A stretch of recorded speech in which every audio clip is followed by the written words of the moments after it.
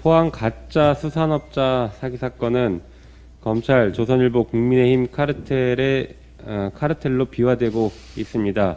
가짜 수산업자 김 씨는 존재하지 않는 오징어 판매 대신에 부장검사, 조선일보 논설위원, TV조선 앵커, 국민의힘 전현직 의원 인맥을 팔아서 사기 행각을 벌였습니다. 조선 미디어를 중심으로 보수 정치 세력과 정치 검찰이 모두 등장하는 그들만의 진짜 부패 완판을 보게 될 것 같습니다. 경찰 수사는 속도를 내고 있습니다. 사상 처음 부장검사실에 대한 경찰 압수수색도 있었습니다.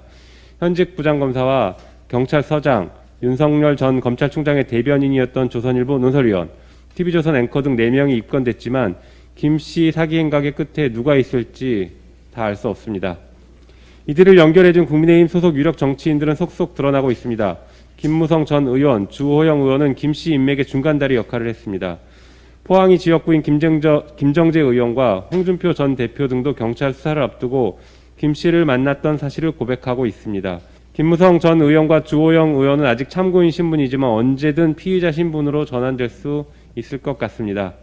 국민의힘 소속 유력 정치인들의 유착 의혹을 넘어 국민의힘이 모셔오려고 하는 대통령 후보 윤석열의 측근의 입건까지 되었습니다.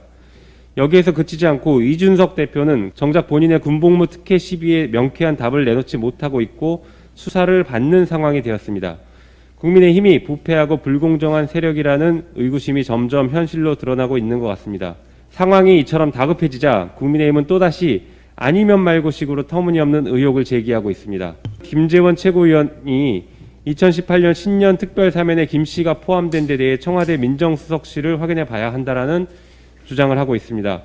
그러나 당시 김 씨는 현재 지금 재판 중인 116억 원 상당의 특경법 위반 혐의가 아니라 1억 5천만 원 상당의 일반 사기죄로 구속된 상태라 사면 기준에 부합했습니다.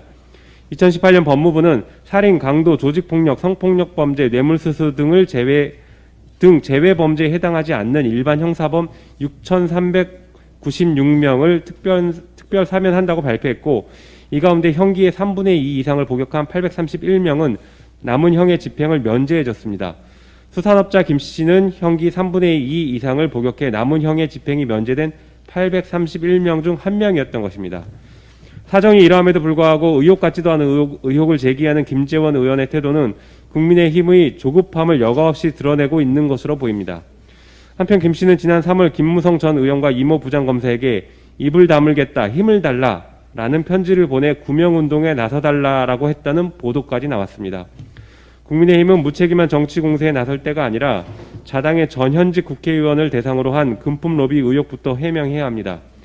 이런 부패와 비리 의혹이 너무 많아 부동산 전수조사가 두려웠을 것이라는 게 이해가 됩니다. 대한민국의 공정과 상식을 외쳤던 검찰, 보수 언론, 보수 정치인들의 신랄한 민낯을 국민들은 똑똑히 지켜보고 있습니다.